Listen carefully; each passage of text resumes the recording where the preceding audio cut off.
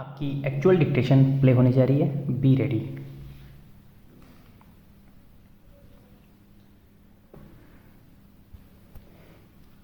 Mister deputy speaker sir, I am extremely grateful to the honorable members who have participated in the discussion and expressed their views on the interim budget which I presented in the House yesterday.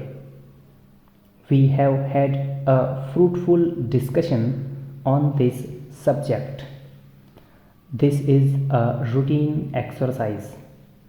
The House is aware that I have come with the interim budget and I am pleading with the House to pass the vote on account for 4 months under very exceptional circumstances.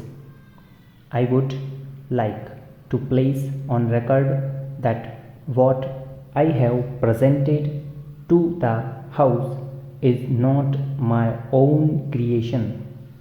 This government cannot be held responsible for what has transpired in the year which is going by. There was another government in power. Most of us on this side of the House who are sitting on the treasury benches were in the opposition then, and most of the honorable members who are sitting on the other side of the House were either in the government or were supporting the government from outside. It is that government's work that we are discussing are the same I placed before the for yesterday. Now, sir, I have said very clearly that the revised budget estimates and the budget estimates for the next financial year do not reflect the thinking and the priorities of my government. They said in my budget speech that it is our firm resolve to review the 5-year plan and to revise the budget estimates so that they reflect our thinking and priorities when I come before the August House with my regular budget. That will be the time for you to judge us. That will be the time for you to judge our intentions, and that will be the time for you to judge our actions.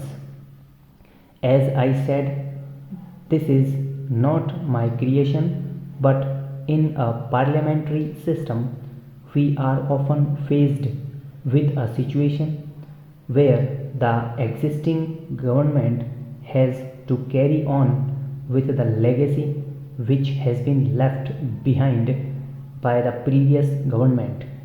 My next point is, we have talked about in our national agenda for governance that we have believed in having a consensus.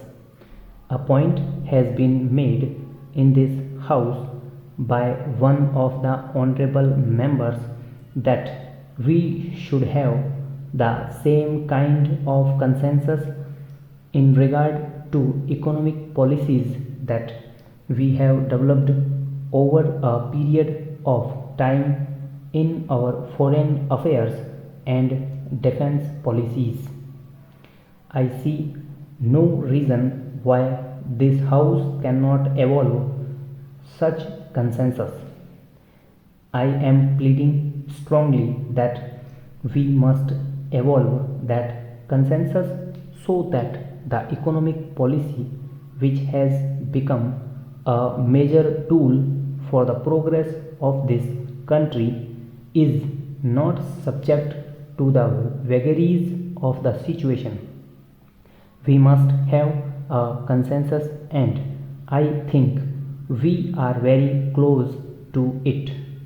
Sir, we were criticized by many people that we did not follow the path followed by East European countries.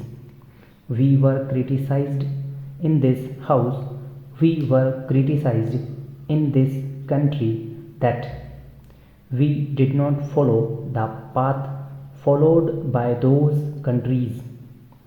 There was a thinking at that point of time that it was the best model of development. That model of development has collapsed. Then we were told that the countries of South Asia were the best models of development and India should follow those models of development. Now they too have collapsed today. They are going round the world with begging bowl. Therefore, I would like to emphasize before this house that the only model of economic development that India can follow is the Indian model of development. There is no model in the world which Indian can follow successfully except the model which we must devise ourselves on the basis of the concepts which have been handed down to us by the great leaders of the past. We do not that then consensus building will not be difficult. The honorable members have talked about foreign investment. I hope the honorable members are aware that foreign investment at the best of has played only a marginal role in our economy. I have absolutely no hesitation in stating on behalf of the government that my government welcomes the foreign investment, but this kind of investment in India is welcome in certain areas which we call priority areas, including infrastructure. We are not interested in areas where we do not need it and they are interested to come to our country for their own profit. Unfortunately, I do not have the time to go into the details. The demand for level playing field by the Indian industry has arisen not from our party but it was raised by the Indian industry itself.